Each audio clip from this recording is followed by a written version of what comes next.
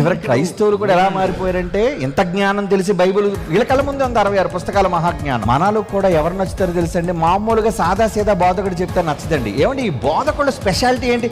ఈయనండి అగ్రకులాల నుంచి దేవుణ్ణి నమ్ముకున్నాడు. అగ్రకులాల నుంచి నమ్ముకున్నాడా? సిగ్గు లేదా మాట చెప్పడానికి? సిగ్గు లేదా అని అడుగుతున్నాను ఈరోజు. తిట్టుకుంటే ఐ డోంట్ కేర్. నేను బైబిల్లో దేవుని యొక్క అనుగ్రహం కోసం నేను పాటు పడేవాడిని, కానీ మనుషుల చప్పట్ల కోసం, దండల కోసం, జేజేల కోసం అసలు ఐ డోంట్ కేర్. మీ గొప్పలు నాకెందుకు అని మినిస్టర్ గారు నాకు చాలా చెప్పారు. పెద్ద దండ వేశారు, గజమాల.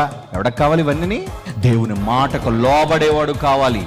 ఎందుకంటే నాకు పరలోకాన్ని ఇచ్చేది నా కన్న తండ్రి. ఆయన చెప్పమన్న విషయాలు నేను చెబుతున్నాను. ఏమిటి మరి ఈ విషయాలు చెప్తే కొంతమంది బాధపడతారు కదా, బాధపడినివ్వండి. రోగికి ప్రమాదం కలిగినప్పుడు అతనికి ఆపరేషన్ చేసి అతనిలో ఉన్న చెడును నిర్మూలించటం అనేది ధర్మం అయితే, ఈ సమాజానికి పట్టిన కుళ్ళును సంస్కరించొద్దా? ఇదే 2 అంచులు గల కత్తి, తెగిపోద్ది దేనికైనా.